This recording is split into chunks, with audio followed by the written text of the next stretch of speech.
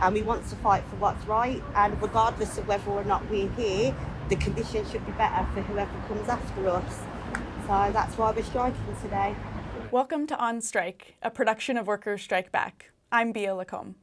And I'm Kshama Sawant. Today we are going to share some important updates on the ongoing UAW worker strike.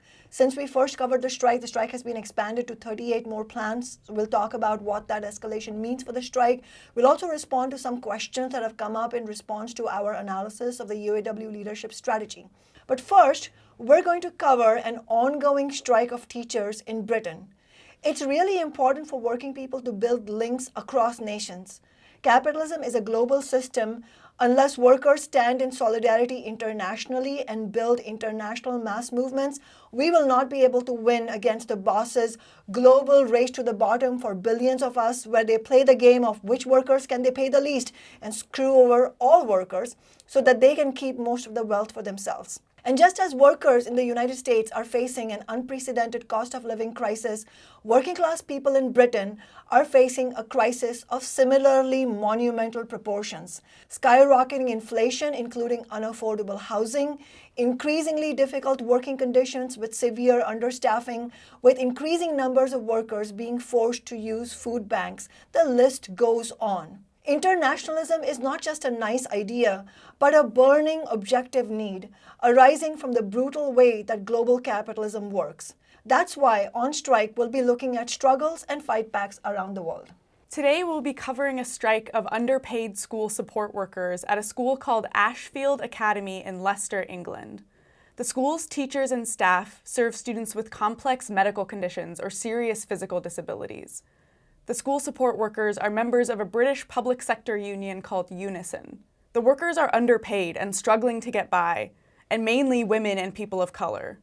They've already forced management to concede and have won some important victories through the strike. This includes an 8% local government pay increase and an agreement to bring classroom-based staff pay in line with other equivalent school workers. The workers have also forced the school to offer a one-time payment of over £1,000. This is the biggest increase won by any school support staff in Britain over the last 5 years. And the workers won all of this after the school's management apparently claimed that anything beyond their initial and totally inadequate offer would be impossible to give. This shows what can be won when workers get organized and fight back. But the support workers at Ashfield Academy are not done fighting. They are determined to keep building the strike to win the cost of living increases they desperately need. To learn more about this struggle, we are being joined by Tom Barker. Tom is a teaching assistant at Ashfield Academy and a representative with the UNISON Union Local, and who has played a leading role in the strike. Hi, thanks so much for having me on the show. I've really enjoyed the first few episodes of it so far, so I'm really pleased to be on here. Yeah, we're so glad to have you on, and thanks for joining us. So, since most of our viewers are based in the United States, Tom, could you tell us a little bit about where you are in England and about the work at your school? Yeah, so Leicester is in the East Midlands in England. So basically, if you put a pin in a map where it's furthest away from any seaside, that's where Leicester is. Leicester's a city that's very, very poor. And it's kind of got a big industrial history here, where it used to be a very wealthy city known for the textile industry. But through neoliberalism, Thatcherism and all of that hollowed out the economy completely. And it's been left in a very bad situation now. The school that I work at, like Bia said, it's a special educational needs school. We support students with a range of disabilities. Some of them are profoundly and multiply disabled. So it's a very challenging job because we're focusing on education, but also care, because we have students that really can't do many things for themselves. And it's a very emotionally draining job as well, because we become very attached to the students that we work with, and a lot of them have extremely life-limiting conditions. It's a really highly skilled job. It's emotionally exhausting. It's physically exhausting. We get paid really badly for it. I think when people imagine support workers in schools, they think about like your mum volunteering of an afternoon reading working with kids in schools. It's not like that anymore. It's really highly skilled, especially in a setting like this, and especially with the cost of living crisis at the moment. We just can't afford to continue to work and provide the outstanding care and education that we do. We've been underpaid for over a decade. All we're asking is for a pay rise according to the living cost, the cost of living. So, as we were reporting earlier, it sounds like the support staff, you've won some important victories, but haven't stopped the strike and are determined to win more. Can you explain this a little bit? They've won a pay increase, but not a cost of living increase. Yeah, so the pay increase that we've won was part of the National Joint Council pay offer that was made to all public sector workers. And that, I think it's important to say that pay settlement was a below inflation pay offer. So that's one of the reasons why we're continuing to fight, is because we're not in a position where we want to or can accept pay cuts anymore. In addition to this, that you mentioned that we've won agreement from the school to bring our pay into line with other workplaces. Well, I mean, you sort of look behind the scenes a little bit there, because workers in my particular workplace have been paid less than other workplaces. And so we don't view that as a pay rise. We view that as the correction of a huge historic injustice that has been done to members in my workplace, and not just over the recent period. That this has gone on for about a decade, where pay in my workplace has been held down below that of the rate for the job. And in some ways, this touches on some of the issues around privatisation in education, because my school is an academy, which means that it's slightly removed from the control of local councils and local authorities and things like that.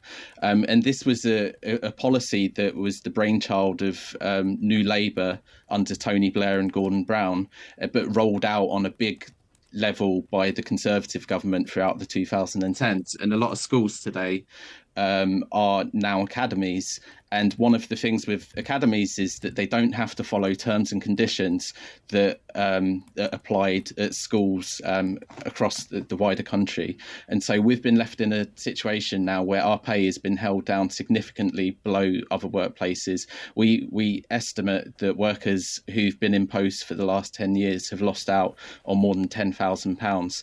And so you imagine when the cost of living crisis hit, it hit everybody very hard, but it hit members in my workplace in an extremely hard way. And people who are already living in poverty have been really sort of pushed over the precipice. We're losing staff hand over foot. They're going to other settings that pay better, or they're taking the skills that they have here and they're getting other jobs that pay better. And what that means for the children in the setting is that we don't have the continuity of care that we used to have, which isn't great for them. So this dispute is about them as well. It's not just about our pay and our families, which obviously do matter. The setting needs to look after us so we can continue to look after the kids in the best way. And this explains, I think, why, or some of the reasons why people have reacted in the way they have, and that they've taken hold of this dispute and they're not going to let go until we get a proper victory.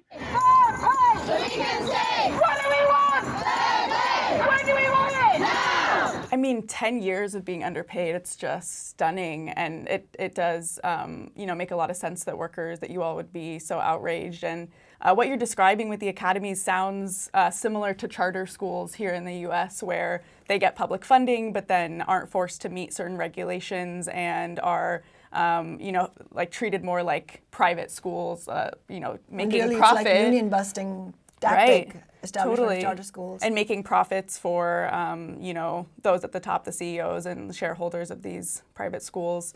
But I wanted to also ask, what kind of support have you all and your union received from the community and from the rest of the labor movement, especially given the fact that, you all are doing such crucial work for the community, caring for some of the most vulnerable children who have disabilities in your town? Yeah, it's been quite incredible, actually. That we've had solidarity messages coming in from across the country, but also across the world. And I think it's important to underline the impact, because it's not always, if you're a trade unionist, you don't always necessarily see the impact that it has on members. But when those messages have been coming into my workplace, it's profound. Like, because I think that people can often feel like they're quite isolated, especially in single employer disputes. So when we're getting these messages, it really it reassures people that we're not in this by ourselves. And I think that's really, really important. It has been really good, though, to see the dispute being taken up, not just by UNISON nationally, but other trade unions that are intervening to write to us as trade union members, but also to write to the school to demand that they settle the dispute, to write to local politicians to ask that they intervene, to demand that the school settles the dispute. And the response from parents has been more, shall we say, it's more challenging, because, you know, the impact of these strikes is having a big impact on the lives of parents and the students, and it is something that we do obviously really regret, but this is a situation that's been created by our employer, and we've had to be really clear about that all the way through, is that none of us actually want to be on strike.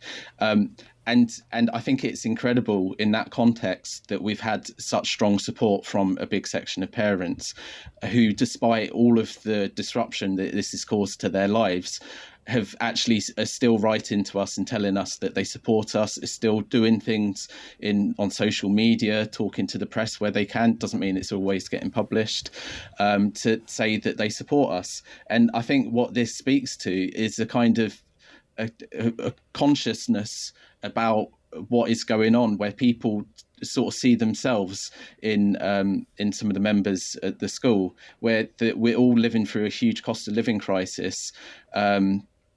And it would be easy to go down this route of, well, I'm not getting any better, so why should you get any better? But I think that a certain section of people are drawing a conclusion that is a completely wrong road to go down, and that we need to be supporting each other in our fight to improve conditions. Don't be afraid to stand up for what's right. We found that we are much stronger together. So there will be people in your unions that are reluctant to strike, but if it's the only way to get what you're entitled to, go for it. Stand together, stand strong, and fight for fair pay. Yeah, and actually that's a very important logical conclusion for the working class to draw, which is that if any section of the workforce anywhere globally wins a victory, especially if it's a very high profile one, then that actually will have ripple effects in many ways. One, including the pressure it puts on other bosses, but most importantly, the confidence that it raises among other working people, thinking, well, if they can win, and if they won it through this fighting strategy, then we can do the same as well. And I think you touched on another important point, which is the way that capitalism and the ruling elite work, where they try to divide and conquer. And so here also we have seen, when educators, teachers, and support staff go on strike, constantly the narrative in the corporate media is, well, what about the children? And, you know, this is somehow hostile to the interests of young people. We hear similar narratives in relation to nurses' strikes. Right now, nurses at the Robert Wood Johnson Hospital in New Jersey are on strike, and the narrative that people are bombarded with is, well, what about the patients? And really that's the conclusion we need to draw, that in fact the interests of patients in the hospital, people who are needing medical care, children and students who need education and other care, and the interests of workers are all aligned together. And I think some of the point was brought together with all of the events that have happened in Britain last year, which I wanted you to touch on, Tom, where your strike in Leicester comes in the wake of a massive wave of strike actions last year, which really is the biggest wave of strike actions in Britain in decades, and that was combined with the Enough is Enough campaign. And also there were Amazon workers at over 3 fulfillment centers last year who went on a walkout when they received this insulting 35p pay increase, which is just remarkable that bosses think that they can get away with that. So if you can give us some background about all of this that's happening in Britain, that'd be great. Yeah, sure. Just to go back to a point that you made actually just then about how they divide workers against patients or service users, because I do think that that's something worth looking at, because this wider context of the strike wave in the UK, I don't think that we would have been able to successfully win strike mandates in my workplace if it wasn't for the stuff that was going on in the NHS, for example. Because these are workers that for the last 13 years have been absolutely brutalised by the government, and forced into a situation where they did the very thing that they instinctively didn't want to do, and that was to take strike action, because they know the disruption it has. But that context has enabled us, who are very similar workers in lots of ways, to take similar action. I think just in terms of the general context in Britain over the last year or 2 years, obviously we've had a huge strike wave. There's been some of the left-led unions, like in the Post, which is the CWU, and Rail, which is the RMT union, that they've been to the fore in some ways in fighting back against the government and the employers and fighting for real terms pay increases. Not getting it, unfortunately, but they set out an important stall, I think, there. But following on from that, we've had a huge wave of strikes, including NHS, so health workers, and education workers, including teachers at school, teachers at sixth form colleges, teachers in universities. And what I think is really interesting about a lot of these workers is that they're also women workers as well. These are professions where the majority of people in them are women. And I don't think that's any coincidence, right? Because this system that we live in is deeply misogynistic, deeply sexist. And so I think when we're seeing these social explosions happening at the moment in the form of a strike wave, it's not really surprising that you're seeing sectors that are dominated by women workers that are to the fore in this. The wider context for all of this, it will probably be very familiar to the US audience as well, is that we've had a whole period with deteriorating living standards. I mean, and that's sort of over the last 30, 40 years with neoliberalism, but an acceleration of that over the last 10 years, 10 to 15 years since the 2008 economic collapse. And workers have really been put in an extremely desperate situation, and so in some ways have been forced to fight back.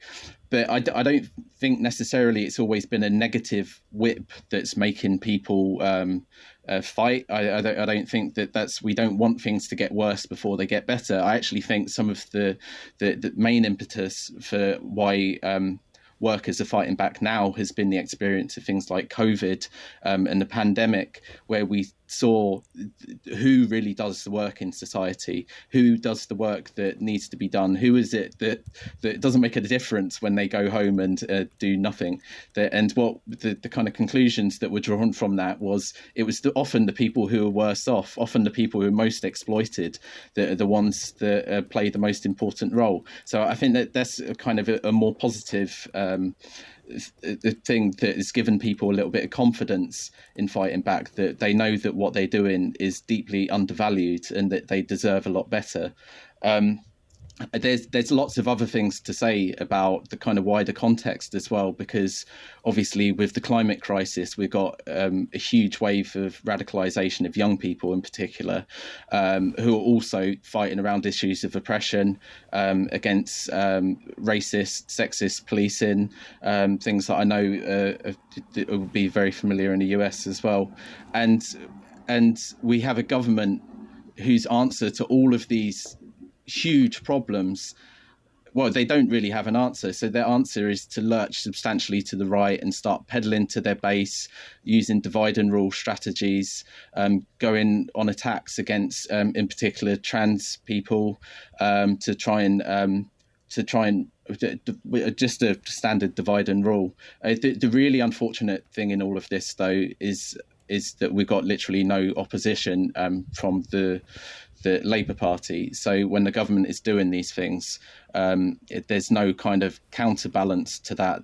The real major like in a parliamentary way, the major counterbalance to all of this has been movements on the streets and in the workplaces, which thankfully is having a big effect as well. You're right that there is not necessarily a linear relationship that things need to get worse before workers get organized and fight back. In fact, just having the confidence to fight back has a lot to do with, and that's what you were referring to as the sort of the positive element. So for example, one of the things we're seeing now in the United States is the relatively low unemployment rate is actually part of the equation of why workers feel emboldened to fight back, not only in the form of strike action, which obviously is the most important, but also in the way, for example, that tech workers are defying the Amazon and Facebook and other bosses, saying, no, we don't want to come to the office. We are productive enough working from home, and we get more time with our family and to do to focus on our own personal needs at the same time as working. So all of this, I think, also shows that how emboldened workers feel has a lot to do with whether they feel that they have the room to push back, and that's important to recognize. The other point you made, which I just wanted to make sure our US viewers understand, you referenced the NHS, which is the National Health Service, which is the publicly funded healthcare that you've had in Britain for the last many decades. We'll be touching on the fight for Medicare for all and really whatever happened to that fight in the United States. And we'll be coming back to you, Tom, in that episode to understand how the NHS was won in Britain and what's happening there right now. You also touched on a very important point, which is the fact that just like in the US, where we don't have any real political alternative for working class, where Republicans and Democrats have differences between them, but at the end of the day, what you saw was the Biden administration and even the progressive Democrats going along with the breaking of the railroad workers' strike. So there's really no party that represents the union movement or represents workers. And there's a similar situation in Britain as well. Hopefully we can touch on that more when we come back to talk about the question of healthcare. But for now, can you tell us what have the lessons been from the last year or two, especially from the Enough is Enough campaign?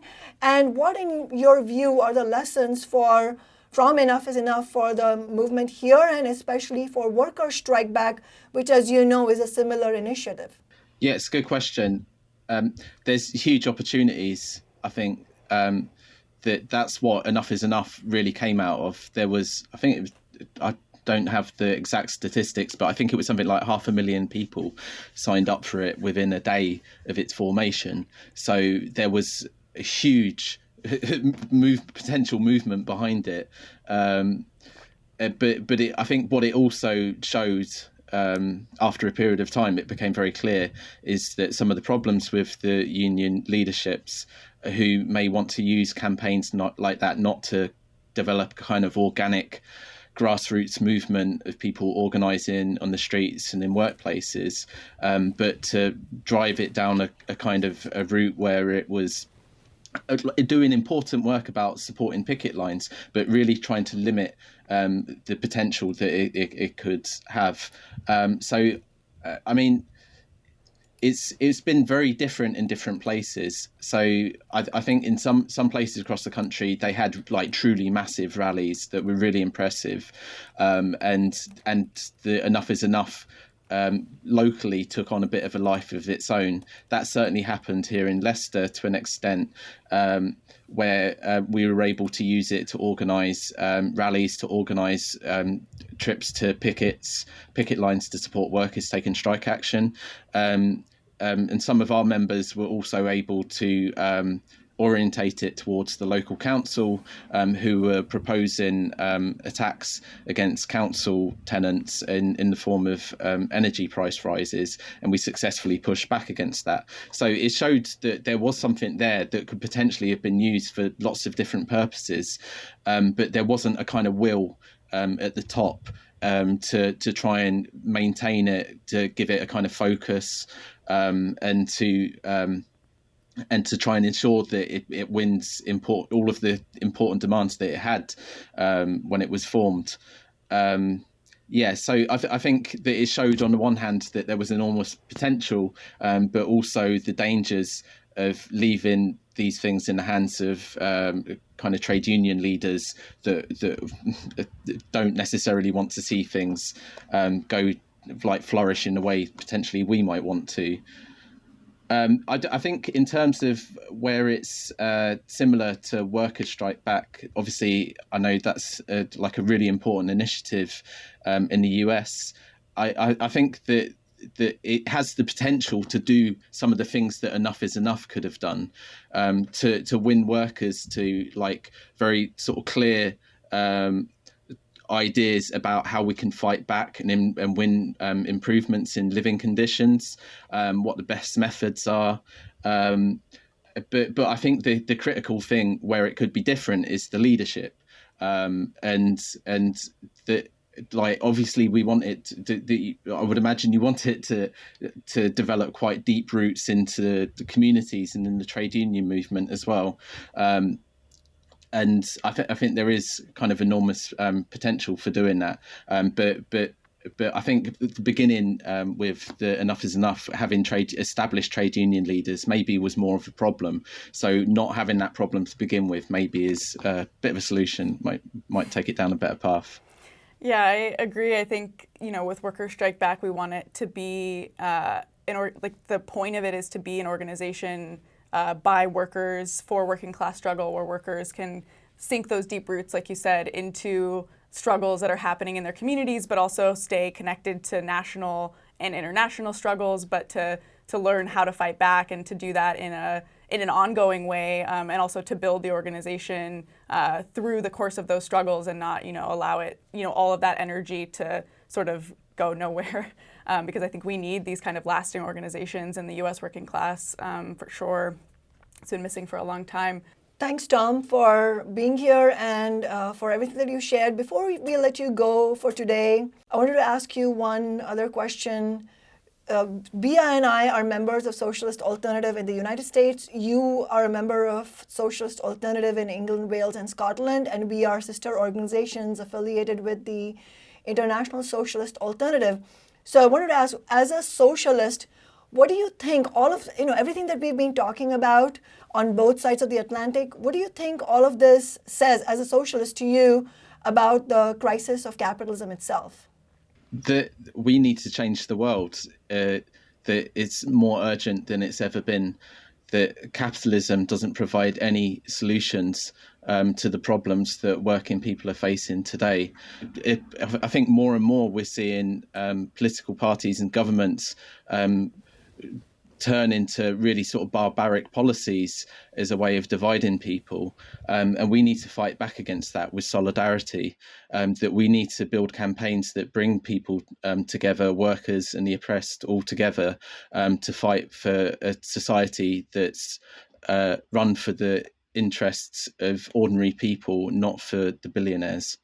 Well, thanks so much, Tom. And we wish you and your fellow union members good luck. Please send them our best wishes. Yes, and lots of solidarity. No wheels! No wheels! No wheels! In our episode Tuesday night last week, we reported on the crucial United Auto Workers strike and also presented our analysis of the strategy being used by the UAW leadership. As we noted at the time, the leadership was getting ready to expand the strike from the initial 3 locations. Since then, the strike has been expanded to 38 more locations. We believe that spreading the strike even more and much more rapidly is the clearest path to victory. The UAW strike is of major significance to the whole working class. Millions of workers around the country are inspired that the union is taking on the big 3 automakers, Ford, General Motors, and Stellantis, and shutting down production with strong demands like a 40% pay increase, an end to all tiers, and defined benefit pensions. If the strike is successful in winning the key demands, it will have an emboldening effect on worker organizing. Yeah, I'm excited to be part of this fight. I think this fight is going to make a difference, not just for our union, but for the whole working class. We speak for the working class. The UAW, auto workers in general, used to be the gold standard. Auto worker used to be the benchmark of the middle class. Now we're the benchmark of corporate greed. It's ridiculous. They always say it's not the first person that gets up and dances, it's the second person that gets up and dances, Everyone else kind of giggles and laughs at the first person. When the second person gets up, everyone kind of normalizes it and gets up and dances along, you know what I'm saying? Mm-hmm. And that's kind of what we're trying to be for the middle class. We want to bring them up. If not the auto workers at UPS, who is it, We really welcome last Friday's escalation across the nation to at least 20 states. Among other things, this means that there are now many more pickets for community supporters where they can show their solidarity with striking UAW members. Worker strike back activists have been out at picket lines in multiple states from coast to coast over the last week to support the strike.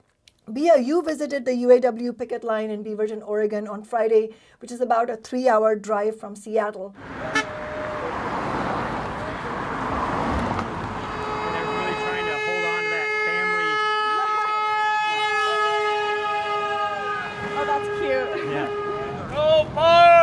We're closed. Closed for business. Go forward. On strike. Bia was joined by Margot Stewart, who is On Strike's lead cinematographer and editor, and by Natalie Bailey. Both Margot and Natalie are also activists with Worker Strike Back. Bia, can you share some of what you saw at the pickets? It was really exciting. I think workers on the whole were excited to be out. It was a Chrysler distribution, parts distribution facility in Beaverton, Oregon. And the local, UAW local for that facility is covered by an amalgamated local that includes both Stellantis and Ford workers. I would say that, workers really understood the fact that they were out there not just for themselves as UAW workers, but for all working people, talking about these demands that they're fighting for that, would impact the lives of working people across the country. And we're so excited about how much support there is from regular working people for the strike. We talked to one woman, Lupe, who actually, it's a pretty shocking situation. She's been there for 7 years, and in another year, after she's there for 8 years, she'll top out at a wage of $25 an hour. This is the immigrant worker you talked to. She's an immigrant woman, and her wage is gonna top out at $25 an hour after 8 years of working at this facility. It's scandalous. Compared to what you're paid versus how much the cost of everything is going up. It's very unfair. Yeah. I don't even make $25 an hour. Yeah. And you've been working here for 7 years. Yes. Yeah, that's ridiculous. Compared to the CEO. To make the CEO how much millions that he makes, it's just not fair. And, she was really excited to be out on the picket line. I think overall, workers are, though, concerned about the strike extending for a long period of time. The cost of living crisis has hit even workers who have been around for longer. They were talking about the impacts of the cost of living and rising cost of gas on their families and how, the strike does impact their financial situation, even though they understand the importance of it. And so to me, this speaks of the need to have a short, sharp strike, that doesn't all-out strike. An all-out strike that, escalates to the maximum point that UAW workers can, put pressure and halt the profits of the bosses at the big three. Right, and enforce concessions. I think if it was me, I would have pulled everyone day one. I wish they can come to an agreement and nobody could, should go out on strike. But I know that we are ready for everyone. 100% of the employees will go out on strike. And as long as it takes. It's every 4 years. You only go through this hardship every single 4 years. No, we need to fight for what's right. They need to do what's right and give our members and their families what's right. And the other thing you shared with me earlier, which I thought was worth including also, and we've heard this from many other pickets actually across the nation, the solidarity that exists among workers, to end the tier system. You can talk about that. Yeah, ending the tier system and winning cost of living increases were the most talked about demands. I think for workers, we heard over and over again that it just feels wrong to be doing the same job as a coworker. You're working side by side every day, and you're getting paid twice or 3 times as much just because that worker was hired just a few years later or something than you were. I'm what they call a legacy employee, so I'm full benefits, max pay, full pension, all that stuff. That's stuff that people hired after about 2007 didn't get. Eliminate the tiers. That the people we're working right next to should be making the same amount of money. It's created animosity. It's kind of the divide and conquer mindset has been established by the company, and for years it's worked under the guise that we are helping the company exist through the bankruptcies. And so, workers are outraged by this and really want to fight to end all tiers. So I thought that was really notable. There was also, workers who recognized the impact of all of the labor movement action that's been happening over the last few years. One worker noted how, he had been watching Starbucks workers fighting, to unionize and watching Amazon workers take on that corporation and saying, it feels like, workers have been opening this door so that UAW members could come and kick it open. And I think that that's what workers want to see, is kicking this door open on this strike and going for an all-out escalation. Right, and that's exactly what the billionaire bosses don't want, this contagious effect of worker action. Exactly. Mighty union! Everywhere we go! Everywhere we go! We're now 2 weeks into the strike. Last week, when on-strike correspondent M. Smith spoke to us from the picket line in Toledo, 13,000 auto workers were on strike. As of today, that number has grown to about 18,000. This is still a small fraction, about 13% of the 150,000 who work at the Big Three. Even with only a fraction of their power currently being used, auto workers have already forced the companies to make some important concessions. Each of the three companies is offering wage increases above 20% for the 4-year contract. Ford has been forced to reinstate annual cost of living adjustments, or COLA, to at least partially keep up with soaring inflation. But to be clear, most of these concessions happened before the strike began, when the companies were still worried about the possibility of an all-out strike and were trying to prevent it. Since the strike began, the companies have made almost no movement toward meeting workers' demands for a 40% wage increase, eliminating the tier system, restoring pensions to all workers, and moving to defined benefit plans, and a 32-hour work week for 40 hours pay.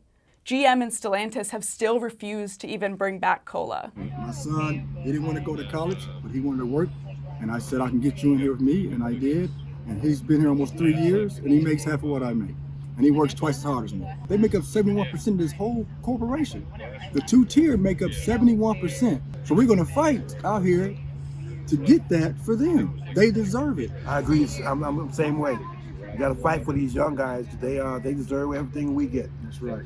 The central reason why the companies haven't moved any further is that the strike hasn't hurt them yet in a decisive way that could force substantive concessions. The bosses themselves are saying this. The Financial Times, which is an unabashed mouthpiece of the billionaire class, reported last week that from the perspective of investors, the financial impact of the strike in the first week was, quote-unquote, negligible. As On Strike pointed out last week, none of the first 3 plants to go on strike were any of the company's most profitable plants, like those that produced the Ford F-150 or the Chevy Silverado or the Dodge Ram 1500. Shutting down parts distribution centers will have some impact on the dealerships, but it seems this will mainly impact existing customers coming in for repairs. It will have only a limited effect, if any, on the sale of new vehicles and the Big Three's profits. A worrying development is that following some concession from the Ford company, the UAW pickets are no longer targeting Ford except at their assembly plant in Wayne, Michigan, where only the paint and final assembly workers are on strike. First of all, this goes against one of the most powerful aspects of the strike, which is workers at all of the Big Three striking together. We believe it was a mistake for the union leadership to only escalate at GM and Stellantis this past Friday, but not at Ford. This so-called carrot and stick approach of making concessions to Ford will not put more pressure on GM and Stellantis, but less. All 3 of the companies have failed to meet workers' demands. This should mean that the strike escalates everywhere. And if Ford were to meet all of the union's demands, which they are still very, very far from, then workers should use their strike power to demand that Ford put pressure on the other companies to match that offer. And they should make it clear to CEOs, no one goes back to work unless everyone has a strong contract. To get a sense of how much pressure the auto bosses have been feeling, let's listen to another one of the boss's spokespeople. Stephen Brown, senior director at Fitch Ratings, said the impact of the first 8 days when only 3 plants were on strike would be, quote-unquote, limited. Brown went on to say that all 3 companies have, quote, robust liquidity positions that will help them to withstand a potentially drawn-out period of production disruption, end quote. UAW members deserve to win every one of their demands, and it is possible to win them. But as the bosses have boasted publicly, they have the resources to wait out even a long strike, particularly one with limited effects on their bottom line. Much more pressure will need to be mounted on these companies. This will require striking at facilities that are key to the production process, as well as the facilities that produce the most profitable vehicles. In our inaugural episode of On Strike, we talked about Amazon workers who have recently launched a union campaign at the company's biggest air hub, KCVG, in northern Kentucky. The New York Times wrote an article about that union drive earlier this year in which they explained how the KCBG Air Hub is a strategic choke point for Amazon's whole delivery operation nationally, which gives the workers serious power.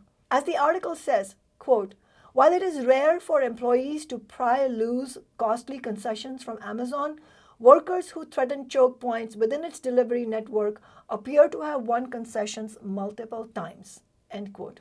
In other words, the thing that gives these workers leverage is their power to shut down Amazon's profits. As one of the workers at KCBG put it, if enough truck drivers got fed up and simply refused to move, it would shut the whole operation down. The expansion of electric vehicle production is an existential question for UAW. The Big Three are using the necessary transition toward electric vehicles as an opportunity to strike a huge blow against the union by attempting to move production of EV batteries to non-union facilities. For this reason, UAW is correctly demanding that all EV plants, regardless of where they're located, must be union facilities. However, so far, not only are the bosses not showing any signs of accepting this demand on the basis of the current strength of the strike, they've gone on the offensive against workers.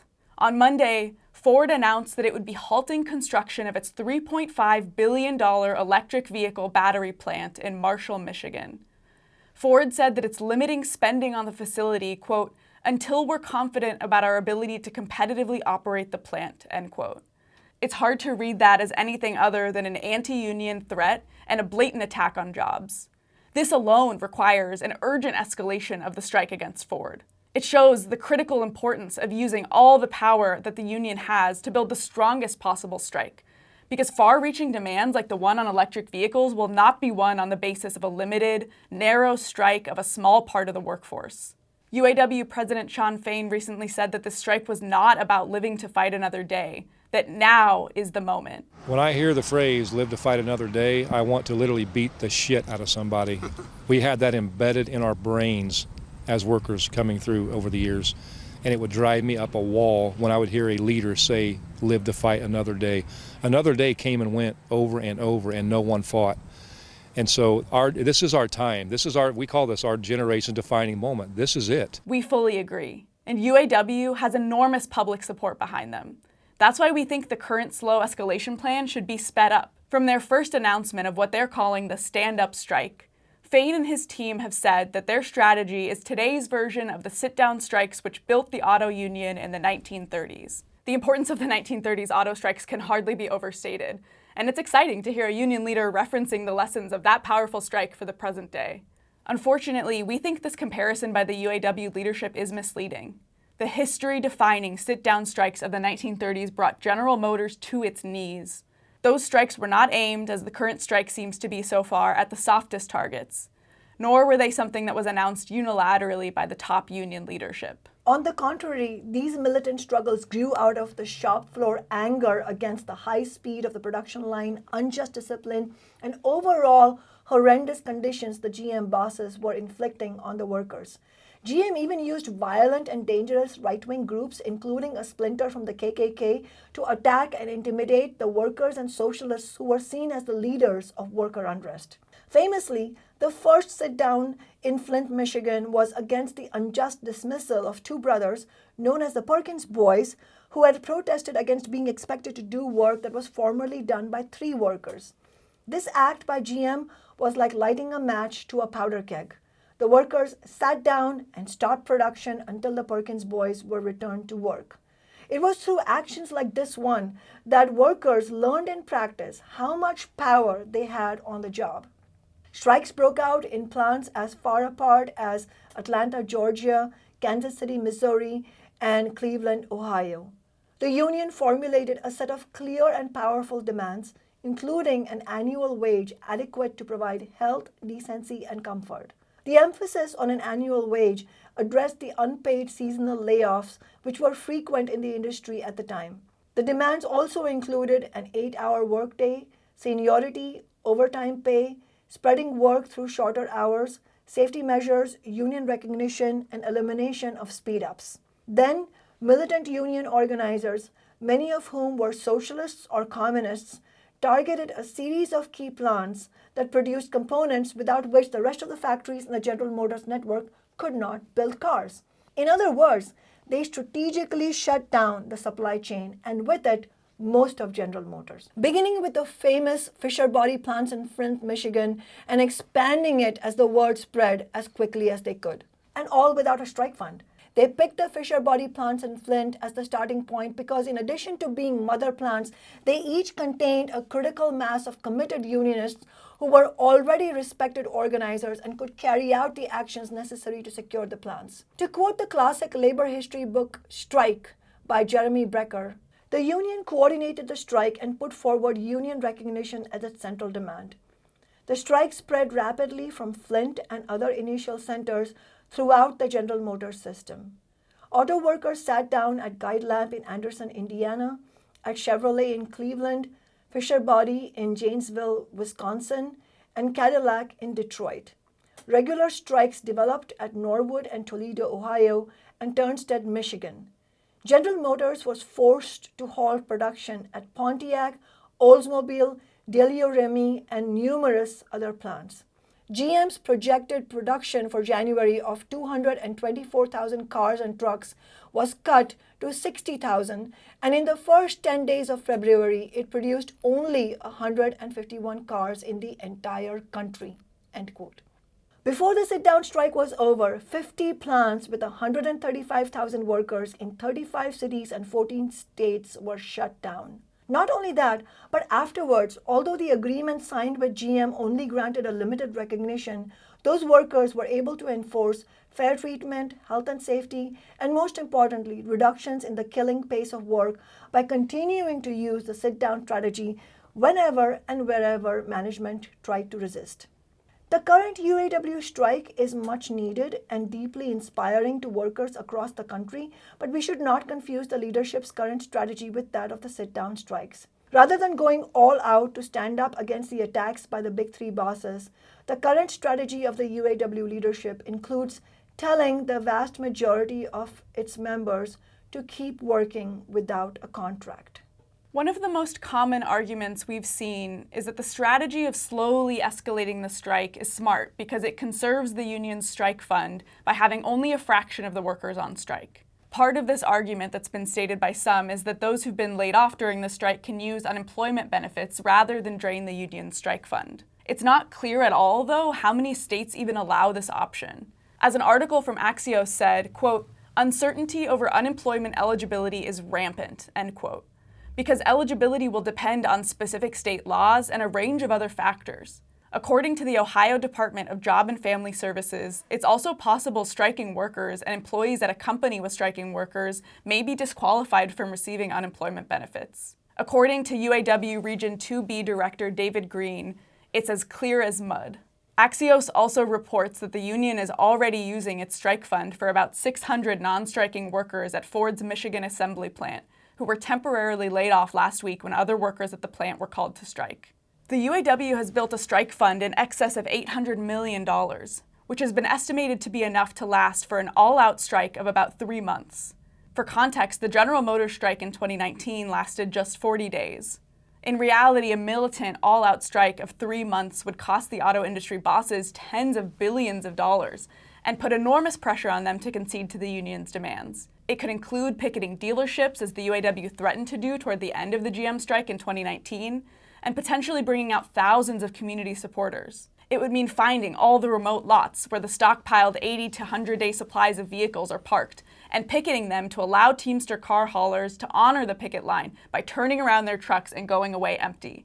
Also, the amount of money in the strike fund should not be what determines the strategy on the basis of simple arithmetic. If the strike fund really did run short, let's not forget that an impressive 75% of people support the strike.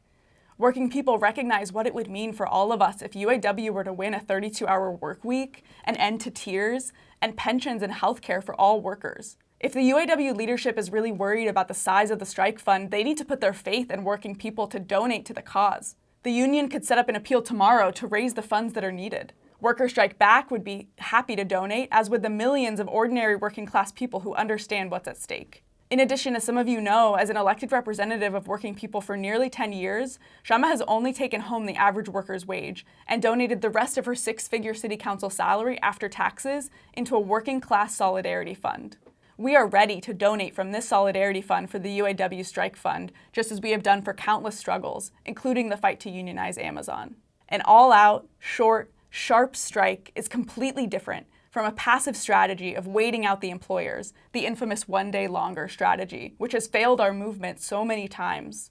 The stronger and more militant this strike is, the sooner it can be over, with the workers' demands won.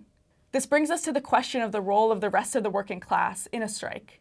The UAW's 150,000 members working in the big three auto companies can't be expected to take on Wall Street and the entire ruling class solely by themselves. The union's boldest demand for a 32-hour work week for 40 hours pay is a historic demand for the labor movement globally. In the 1930s, entire communities turned out to support the sit-down strikers. Workers had live debates over what was needed to win, and rank-and-file democratic structures were set up to run the factories that had been occupied. Socialists and communists played key roles. If we're going to rebuild a fighting labor movement and end the rule of the billionaires, everyone has to be able to contribute, not only their time and money, but also their ideas. On Strike would love to have any UAW leaders or rank-and-file workers from any viewpoint on our show in the next weeks to discuss this historic strike. We invite you to reach out to us at solidarity@workersstrikeback.org. It is concerning when commentators tell members of the working class to stay in our lane, while themselves being well-paid members of an elite inner circle of politicians and other power brokers. Our recent broadcast, which featured myself talking with our correspondent M. Smith, who was on the picket line and interviewing strikers in Toledo, was attacked online by The Intercept's Ryan Grimm, who regularly runs interference for the progressive establishment. Last year, when Congressmember Alexandria Ocasio-Cortez and other members of the so-called squad voted to deny 115,000 railroad workers their right to strike, Ryan Grimm raced to their defense, claiming that this was somehow a clever strategy rather than a blatant act of betrayal by the squad. In his new attack on our analysis of the UAW strike, Grimm claims we have no right to an opinion, although apparently he does, on the direction that this or any strike is taking. In this latest brainchild of Ryan Grimm, he argues that the squad's strike-breaking vote is what won sick days for a majority of railroad workers in the aftermath of the strike. In reality, this claim is yet another slap in the face to those workers, as well as a blatant denial of reality. These gains, which a section of railroad workers did win recently, resulted from the mass outrage against the railroad companies over the breaking of the strike, which put pressure on President Joe Biden to do something for workers. The Biden administration, in turn, pressured the railroad companies to come back to the table to discuss granting sick time. Agreements were negotiated with the unions, and today about 75% of railroad workers are allowed to take sick time under their union contracts. It's not the full demand of the workers, and it unfortunately doesn't include all railroad workers, but it is an important step forward. It was made possible by mass working class solidarity and pressure, despite the shameful betrayals of the Democrats, not because of them. And sick time was not the only demand of the railroad workers. The far broader issues are encompassed in the brutal attendance policies known as precision scheduled railroading, which is a fancy term for describing extreme and sometimes life-threatening working conditions, such as dangerous levels of short staffing and less time for safety inspections. Other demands were time off to spend with family or just time to live life and health and safety, and including the length of trains that can be operated by a 2 or even 1 person crew. As we saw with the horrific disaster in East Palestine, Ohio, none of these issues has been addressed. One sign of how much pressure the UAW strike has already placed on the auto companies and on corporate politicians is that even the outright reactionary billionaire Donald Trump is being forced to visit. Sean Fain was absolutely correct to denounce Trump and expose his visit as thoroughly disingenuous. Fain said, quote, "Every fiber of our union is being poured into fighting the billionaire class in an economy that enriches people like Donald Trump at the expense of workers," end quote. As I said last week, Trump is a snake oil salesman.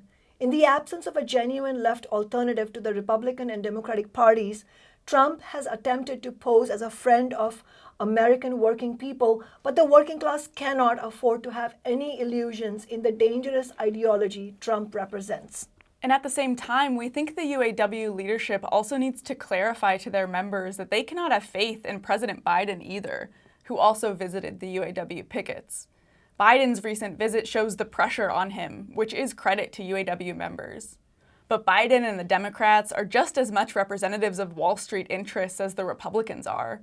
Biden led the way in breaking the railroad union strike, completely refused to do anything to raise the federal minimum wage, and declared that he would veto Medicare for all even if the bill came to his desk. I don't know. I'm not going to claim to know a lot about what happened with the railroad. Yep, but you heard about it. But I heard about it, and I think that should not happen again. Working people and the union movement desperately need our own political representation.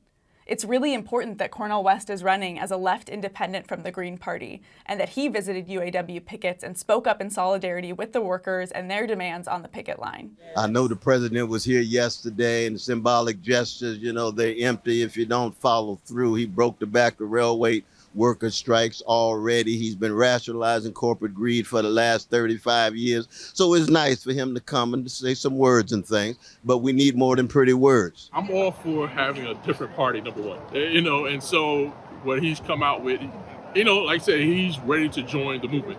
He understands the middle class is the class that keeps this running. He'll push us and we can push him. Pundits who are cheerleading the stand-up strike strategy say that it's effective because it provides room for escalation. But this completely misses the point. It's the escalation itself that's important, not the length of time it takes to get there. An airplane doesn't fly higher and faster because it takes off from a 30-mile runway. It just means it takes longer to get off the ground. No amount of surprise or chaos is a substitute for actually halting the boss's profits. Workers can't afford to wait a week between each escalation. They have bills to pay, which only add up the longer the strike goes on. These companies have known the workers' demands from the start. They're not about to suddenly wake up with a guilty conscience. If this strike is going to be based on escalation, that should happen every day or every few days, and at an exponential rate, not slowly over months, until all 150,000 workers are out on strike. Thanks for watching today. On Strike is a production of Workers Strike Back, a nationwide organization fighting on working class demands like a $25 an hour minimum wage, union jobs, Medicare for all, and against discrimination and oppression. Workers Strike Back is also calling for a new party for working people because neither the Republican Party nor the Democratic Party represents us. Don't forget to hit the subscribe and like buttons. Find out more at workersstrikeback.org and donate. You can also now support our program on Patreon.